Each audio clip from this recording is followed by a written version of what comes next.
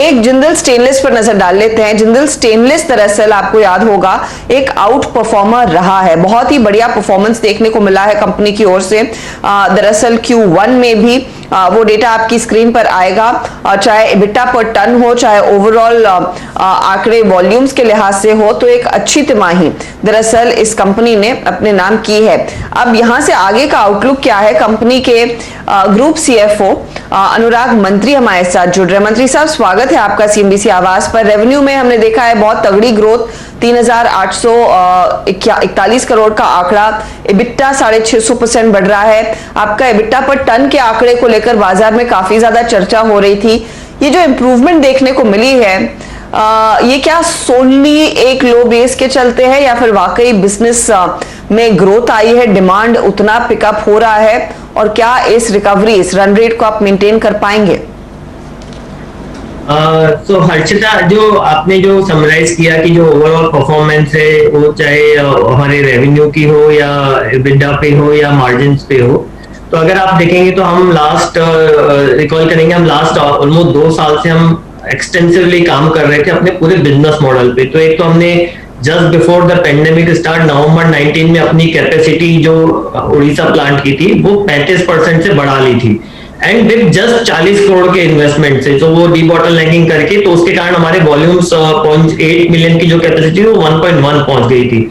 तो उसके कारण, और दूसरा उसके कारण हमारा क्या किया, हमने बहुत सारे पूरे वी मेक श्योर कि हमारा प्रोडक्ट मिक्स पूरा वाइड रेंज का हो, और जो हमारे सेगमेंट्स हैं, जो इंफ्रा सेगमेंट है, ऑटो सेगमेंट है, रेलवे सेगमेंट है, जो क्वालिटी कॉन्शियस सेगमेंट है, अप्रूवल बेस्ड सेगमेंट है, उसमें हमारे को हर प्रोडक्ट रेंज का हम सप्लाई कर पाए। तो आज की डेट में मैं कह सकता हूं कि हमारे पूरे we have a good product range, जो वाइडर प्रोडक्ट रेंज, तो वो multiple segment and multiple sectors को कंप्लाई कर सकती है, न केवल इंडिया में बल्कि ऑल्सो एक्सपोर्ट मार्केट में। और एक्सपोर्ट में भी बताना चाहूंगा, हमारा फोकस मार्केट एक्सपोर्ट का एक हाई एंड मार्केट रहता है।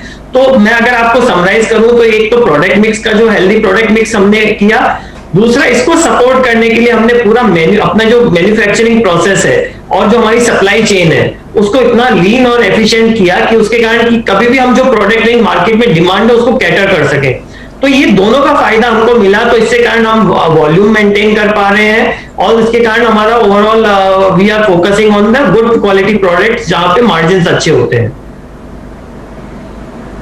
ओके, आपने पहले जो गाइड किया था कि 20% वॉल्यूम ग्रोथ देखने को मिलेगी, क्या इस गाइडेंस को आपको बेटर करना पड़ेगा इस Q1 के परफॉर्मेंस के बेसिस पर? एंड एबिटा पर टन, मुझे याद है आपने पहले कहा था कि 15 से 17,000 रुपए प्रति टन काफी कंफर्टेबल है। इस क्वार्टर में आपने 24,000 रुपए प्रति टन को बीट किया है। क्या ये 24,000 रुपए प्रति टन का एबिटा सस्टेनेबल है? जी, मैं ओवरऑल हर्षिता अगर मैं गाइड करूं तो आपने पहले वॉल्यूम की बात करी। वॉल्यूम में अगर हम इफ सपोज थर्ड वेव और कोई बहुत इंपैक्ट नहीं करती है और मार्केट इसी तरह रहते हैं, domestic as well as export demand, because we are seeing सब जगह इंफ्रास्ट्रक्चर पुश मिल रहा है, यूएस में, यूरोप में, इंडिया में गवर्नमेंट ने पुश किया है।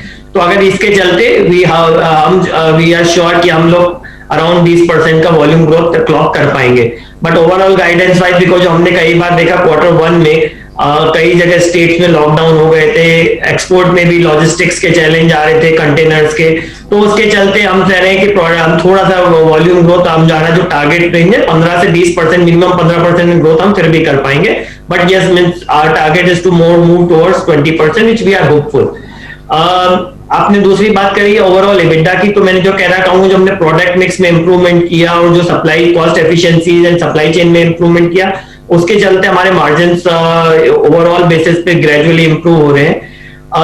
मैं एक क्वार्टर को पर्टिकुलर बेंचमार्क नहीं बनाना चाहिए हमको इस तरह के बिजनेसेस में, क्योंकि ऊपर है। तो मैं ये कहना चाहूंगा, जो हमारी 15 से 17 की गाइडेंस थी वो अब हमारे को जो दिख रही है FY20 में होती हुई, वो 18 to 20 दिख रही है।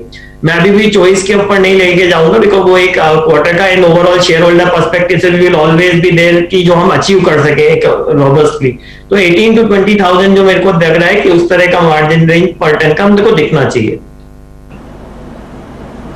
ओके, मेरा आखिरी सवाल आपसे, एक तो ये जिंदल हिसार के साथ मर्जर क्या ऑन ट्रैक है, सेकंड हाफ इस साल में होता हुआ दिखाई देगा? एंड पॉइंट नंबर 2, ये जो सरकार की नई PLI स्कीम आई है उसमें क्या आप हिस्सा लेने वाले हैं? कुछ कैपेसिटी नई लगाने का प्लान है? So हिसार का merger yes means we it's on track and by जो हमने गाइड किया इस फाइनेंशियल ईयर के एंड तक this merger should be completed, so it's on track. Short answer में आपको मैं बताऊं। और दूसरा आपने कहा पीएलआई स्कीम अभी में स्टेनलेस स्टील पर से फॉल नहीं करता है, it's more for specialty steel, though stainless steel itself is a very value added material, but अभी की जो स्कीम है उसमें फॉल नहीं करता है stainless steel, but certain speciality steel की ग्रेड हमको देखनी पड़ेंगी, जो हम देखते हैं आगे जाके अगर हो सकता है हाउ वी इवैल्यूएट दोस। क्योंकि मुझे लगा आपके पोर्टफोलियो में थोड़ा सा और स्पेशलाइज मटेरियल आने वाला है, उसकी शायद तैयारी होगी। बहुत बहुत शुक्रिया मंत्री साहब हमारे लिए समय निकालकर और एक स्ट्रॉन्ग गाइडेंस देने के लिए। स्टॉक आज गिरते बाजार में थोड़ा सा नीचे है, वरना बहुत ही स्ट्रॉन्ग कमेंट्री और बहुत ही मजबूत Q1 कंपनी ने पोस्ट किया है। लेंगे एक ब्रेक।